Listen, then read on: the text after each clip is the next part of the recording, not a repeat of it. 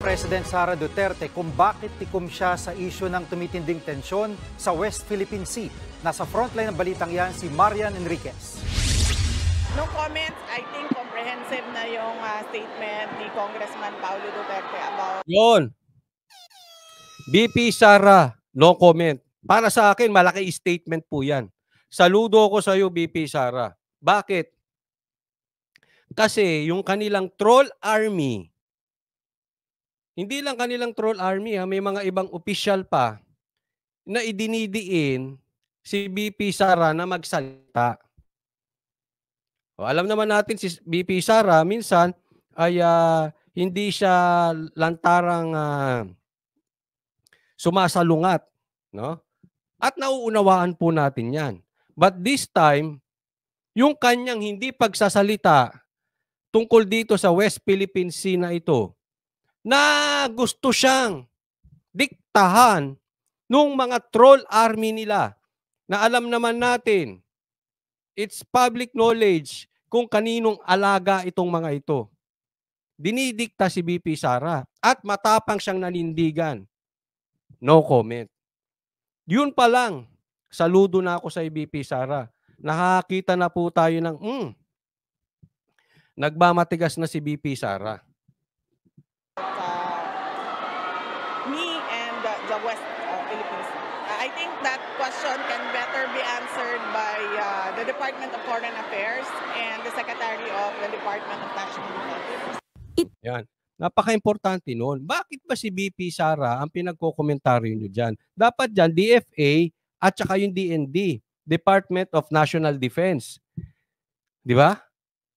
Alam nyo, bakit hindi nyo na lang kayang gawing vlogger si BP Sara, mag-vlogger ka na lang kaya? Kasi parang lahat ng bagay, gusto nila malang magbigay siya ng komentaryo. Alam nyo kung ba't gusto nyo magbigay ng komentaryo si BP Sara? Kayo mga troll army, sabihin nyo doon sa boss nyo, hindi bobo si BP Sara gaya nung boss mo. Yung boss nung mga troll army.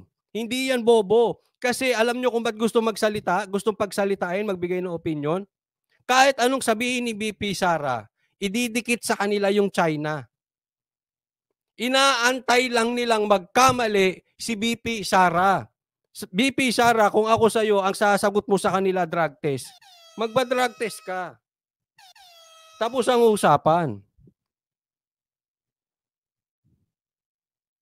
Di ba? Kasi dyan siya dinidikdik eh. Oh. Hindi po bobo si BP Sara, abogado po ito. Huwag niyong igaya doon sa inyo na walang kapana-panalo. Walang kapana-panalo kaya nag-aambisyon na lang di umano maging prime minister. Huwag niyo siya igaya diyan.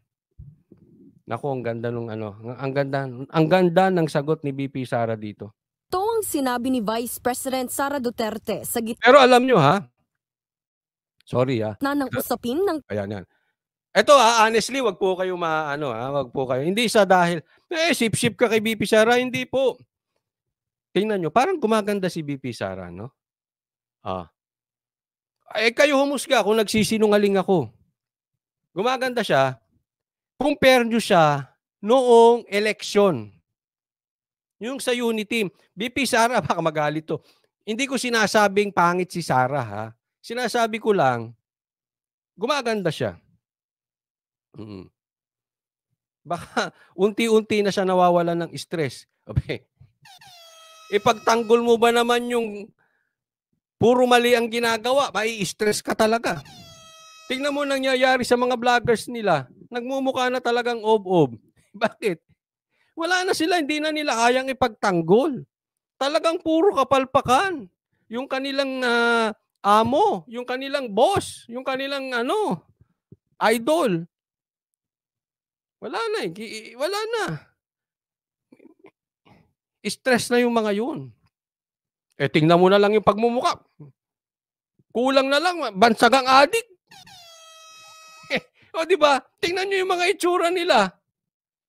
Parang mga adik, Ay, kayong tumingin. Hindi ko sinasabing adik, itsurang adik. O wag kayong maniwala. Sabi ko nga, wag kayong maniniwala sa Banateros. Wag ka maniniwala kay Coach Oli. Do your research. O kayong pumatunay. Mukha bang adik sila o hindi? Tingnan nyo. Kayo na tumingin. At least ay oo. Tama si Coach Oli. Mukhang adik. O kung hindi, ay mali si Coach Oli. Sinungaling. Di naman mukhang adik. O di kayo tumingin. Di ba? Mahalata nyo naman eh. Again, di ko sinasabing adik Ang sinasabi ko mukhang adik. Kuha ka ng isang adik, tsaka yung picture nila pagtabihin mo, same. Sabi ni Home Batch, mukha nga, di ba? Kasi naman ano ba pinaggagawa nyo sa buhay nyo? Laging mumukha kayong adik. Baka naman adik. Baka lang naman nagtatanong lang. Baka ba? Kung hindi ka naman adik, pambihira naman. Hindi ka na adik, mukha ka pang adik. Paano kung nag-adik ka pa? Pambihira. Ano nakalalabasan ng mukha mo?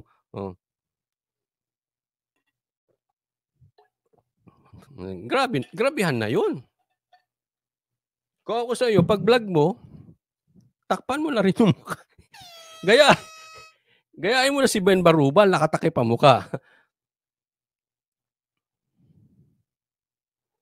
Coach, dapat ang sinabi mo lalo siyang gumaganda, hindi gumaganda. Oo. Sige, tama. Lalong gumaganda si BP Sara. Tingnan nyo yung pagmumukha na yan.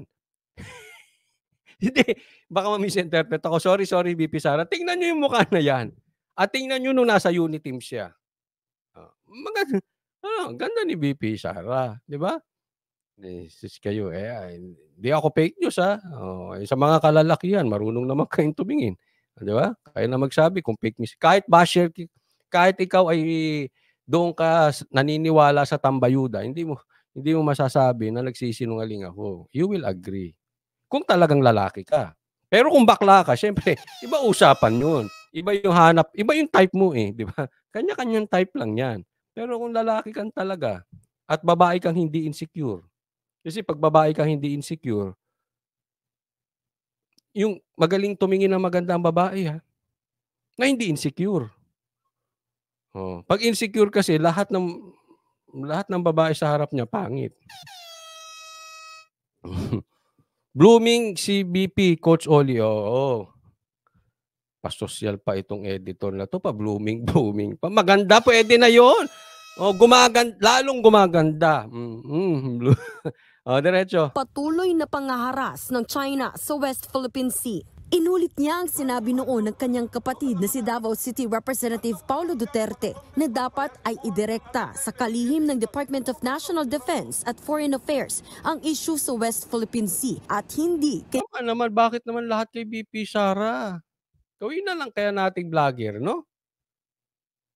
Sama ka namin sa Banateros, BP Sara.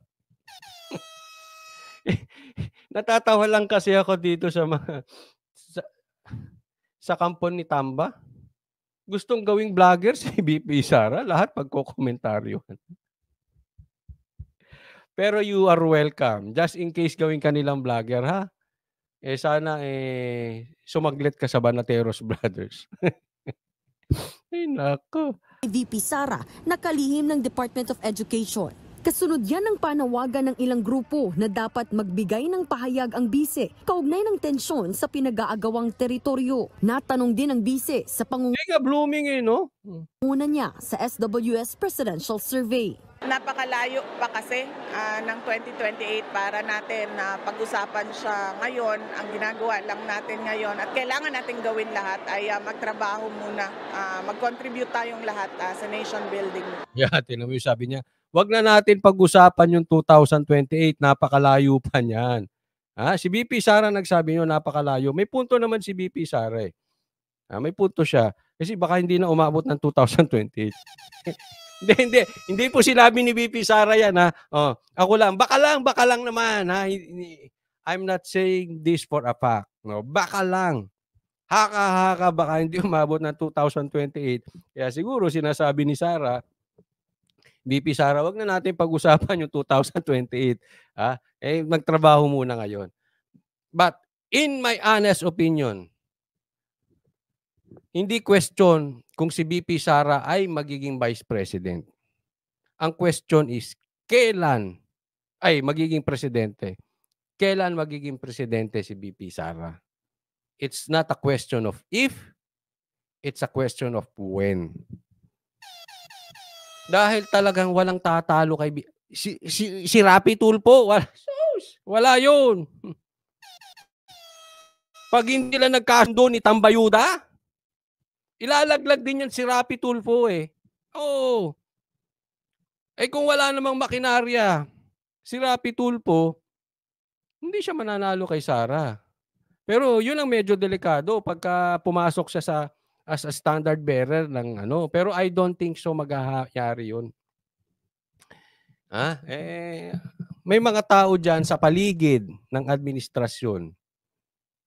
Pag natatabunan ng aaway, ay syempre papapasukin mo dyan si Rapi Tulfo. Oh, bakit siya? Ba't di ako? Aawayin yan. Gaya nung ginawa kay VP Sara. Pag napapadikit kay Marcos, inaaway. Nagsisinungaling ba ako? It's a public knowledge. Malapit siya kay Marcos eh. Kaya giniba yung unit team. O sinong gumiba? Kami ba galing sa labas o galing sa loob ang gumiba? Huwag na kayong magtanga-tangahan. Alam nyo yun. Di ba? Kaya ako, I don't see, yes, it's possible. But in my honest opinion, I don't see Rafi Tulfo will be the standard bearer ng admin. Ang daming may insecure dyan. Gusto nila sila.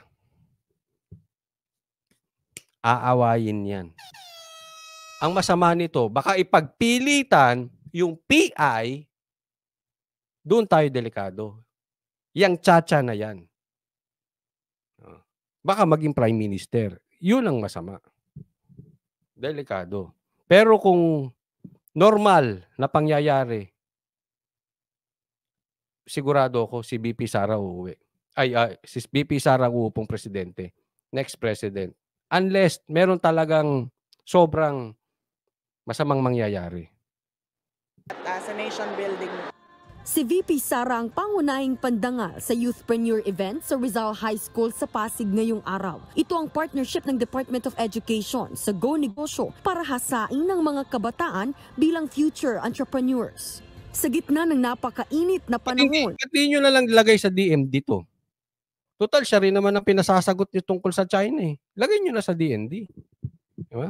At pagkakansela ng mga face-to-face classes sa mga paaralan, nilinaw niyang hindi na kailangan ng makeup classes.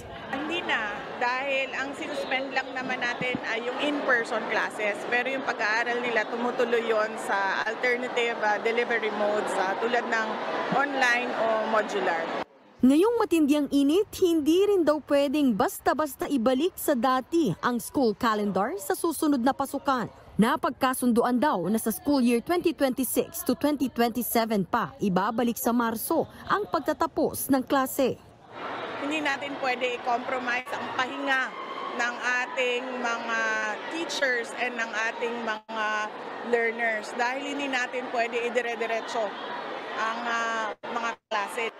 Nagbabalita mula. Alam nyo, ito siguro sa mga kaedad ko o mas may matanda pa sa akin, no? Nung panahon natin, pwede pa tayong pumasok, no? Kahit mainit. Sa katunayan, that time ang San Beda wala pang aircon. Claretaco High School, San Beda College, wala pang aircon eh. Ngayon lahat aircon na. Ibang klase, no? Iba na talaga ang init ngayon.